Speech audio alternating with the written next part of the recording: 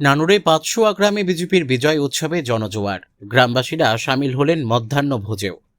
রাজ্যে পালাবদলের পর নানুরে পাঁচশোয়া গ্রামে বুধবার সকাল থেকে দুপুর পর্যন্ত আয়োজিত হল বিজেপির বিজয় উৎসব ও মাছে ভাতে পংক্তি ভোজের আয়োজন।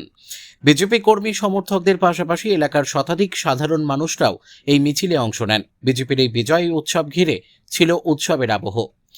রাজ্য বিজেপির এসটি মোর্চার সহসভাপতি সুকুল মার্ডি বলেন, দীর্ঘদিন ধরে এলাকায় রাজনৈতিক সন্ত্রাস, ভয়ভীতি ও চাপের পরিবেশ তৈরি করে রাখা হয়েছিল। এলাকাবাসীরা আতঙ্কের মধ্যে দিয়ে দিন কাটাতেন। পরে অবশ্য নির্বাচনের লড়াইয়ে পালা বদলের পর থেকে সেই পরিস্থিতির বদল ঘটেছে এবং সাধারণ মানুষ শান্তির পরিবেশে নিজেদের মত প্রকাশ করতে পারছেন। স্থানীয়দের দাবি, 15 বছর পর শান্তিপূর্ণভাবে এই ধরনের সামাজিক অনুষ্ঠানের আয়োজন সম্ভব হয়েছে। এতে সকলেই খুশি। বিজেপি নেতা খোকন দাস বলেন, সকলেই শান্তিপূর্ণভাবে বিজয় উৎসবে অংশ নিন, কিন্তু তৃণমূল থেকে এসে বিজেপির পতাকা ধরে বিজয় উৎসবে সামিল হওয়া লোকজনেদেরও সাবধান করে দেন তিনি। অন্যদিকে এদিন নানুরে নিহত তৃণমূল কর্মীর বাড়িতে তৃণমূলের প্রতিনিধি দল আসা নিয়ে তিনি বলেন, পুলিশ প্রশাসন বিষয়টি খতিয়ে দেখছে। এই ঘটনায় বিজেপির কোনো ভূমিকা নেই।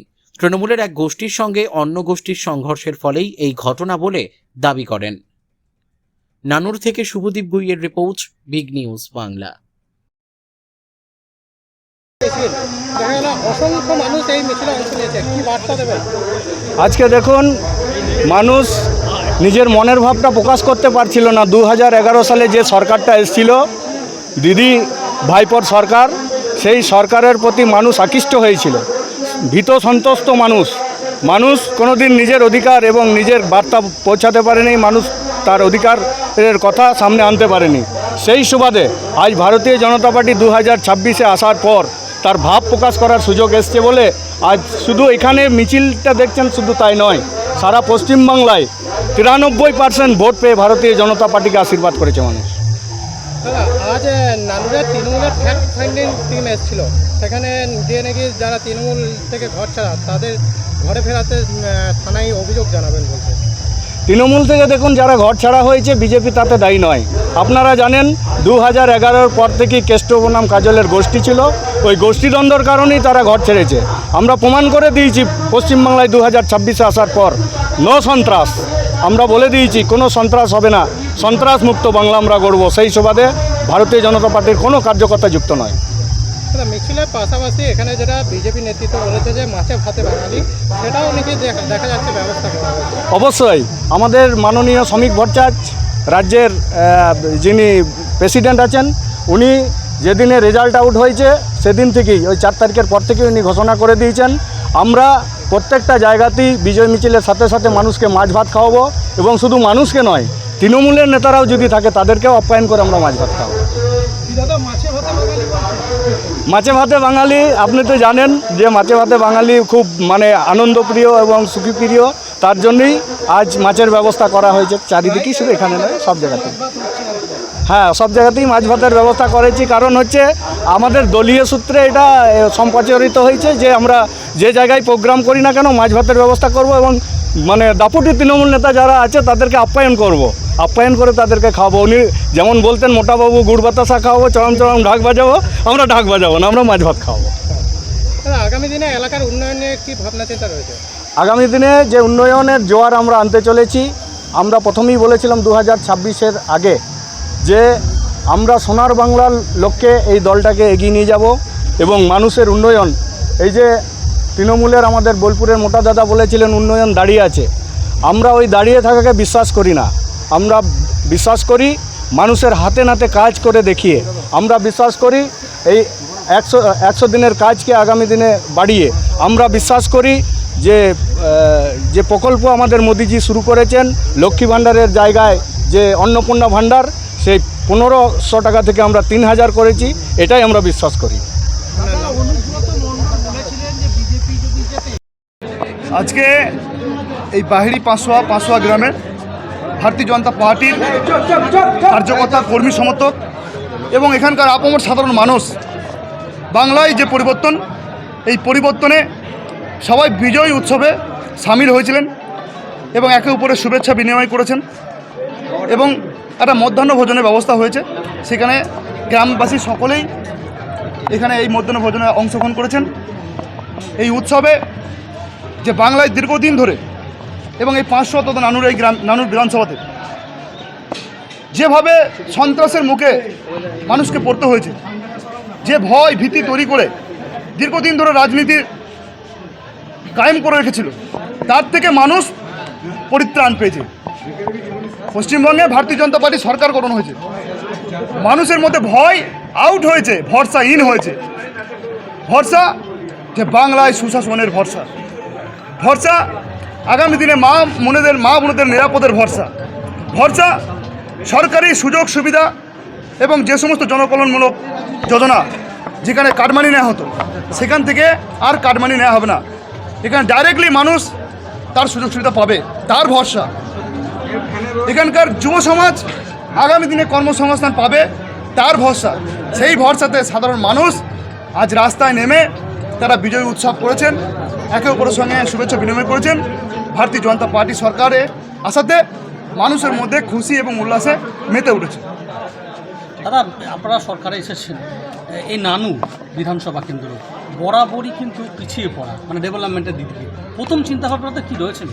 দেখুন, নানুর বিধানসভায় যেমন সারা পশ্চিমবঙ্গে বিকাশ হবে, আমাদের প্রথম থেকে এজেন্ডা আছে যে ডাবল ইঞ্জিন সরকার, ডাবল গতিতে বিকাশ।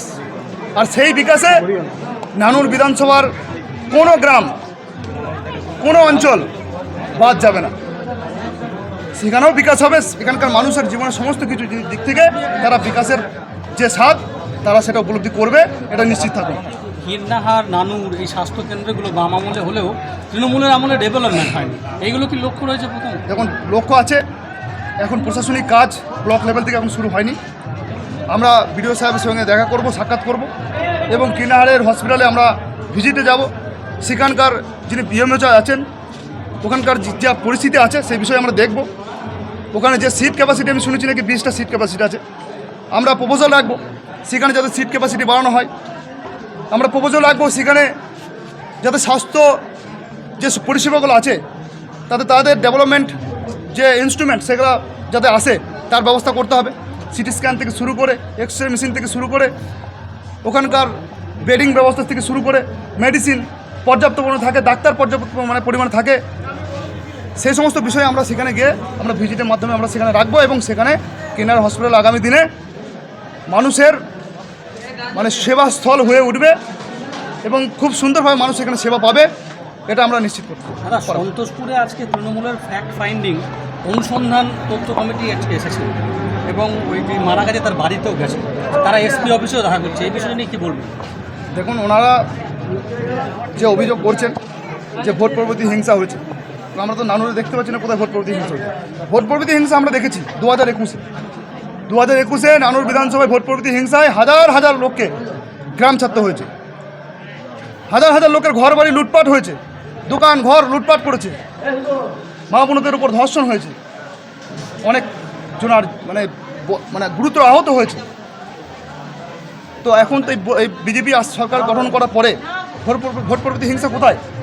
এখানে এই ভোট পরবর্তী যে ঘটনা যে ঘটেছে, এটা তৃণমূলেরই আরেকটি গোষ্ঠী, তারা এই সুযোগে তাদের নিজস্ব ব্যক্তিগত আক্রোশ মিটিয়ে নেওয়ার চেষ্টা করেছে। আপনারা পুলিশ প্রশাসন ইনভেস্টিগেশন করছেন এবং ইনভেস্টিগেশনের মাধ্যমে উঠে আসবে, দেখবেন যে তৃণমূলের একটা অংশ তাদের আর একটা তৃণমূল অংশকে এই ধরনের ঘটনা ঘটিয়েছে, যেখানে কোনো বিজেপির কোনো ছেলেই এখানে জড়িত নয়, যেটা মিথ্যা ওরা অভিযোগ করছে। এতে কিছু ফায়দা হবে না। যে কমিটি আসুক ওনারা দেখবেন, ওনাদের অধিকার আছে, ওনারা দেখে সেখানে ইনভেস্টিগেশন করে দেখবেন, ওনারা দেখতেই পারেন। কিন্তু কোনো ঘটনায় এখানে বিজেপি জড়িত নয়, সম্পূর্ণ তৃণমূলের গোষ্ঠীদ্বন্দ্ব। তৃণমূলের এই অতি বিজেপি হয়ে নিজেকে ভাবিয়ে তারা বিজেপিকে বদনাম করার চেষ্টা করছিল। কিন্তু আমাদের যে পার্টির উচ্চস্তরের নেতৃত্ব যে সরাসরি বলেছেন যারা 4 তারিখে 12টার পর বিজেপি হয়েছেন তারা কেউ বিজেপি নয়, আমাদের কোনো জয়েন হয়নি, আমরা কাউকে জয়েন করাইনি। আমাদের পার্টির যারা সৈনিক আছেন, কার্যকর্তা আছেন, তারা কোনো হিংসায়, কোনো খুন, কোনো মারপিট, কোনো লুটপাটে কোনো বিশ্বাসী নয়। আমরা রাষ্ট্রবাদী দল, রাষ্ট্র নির্মাণ, মানুষ সেবায় আমরা নিয়োজিত। আমাদের কার্যকর্তারা এই ধরনের কাজ কোনো সময় করতে পারে না। শেষ প্রশ্ন, সেটা হচ্ছে বীরভূম জেলা জুড়েও বালি, পাথর, কয়লা, গরু ব্যাপক দুর্নীতি হয়েছে, সিন্ডিকেট চলেছে। আপনি তো নিজে একজন প্রার্থী ছিলেন বিজেপির, তো তদন্তের দাবি রাখবেন, মানে জেলা স্তরে যারা অবশ্যই। তৃণমূলের নেতারা পূর্বে যারা এই ধরনের দুর্নীতিবাজ করেছে, মানে দুর্নীতি করেছে, যারা সিন্ডিকেট চালিয়েছে, তাদের বিষয়ে সমস্ত কিছু ইনভেস্টিগেশন আগামী দিন হবে, প্রসেস লিগেলিভাবে হবে। সেটা আমাদের উচ্চ নেতৃত্ব দেখছেন, আমরাও সেই বিষয়ে আমরা মানে বিষয় রাখবো। যারা যারা এই ধরনের ঘটনায় যুক্ত আছে তাদের বিষয়ে সমস্ত কিছু প্রশাসনিকভাবে ব্যবস্থা নেওয়া হবে। ভারত মাতা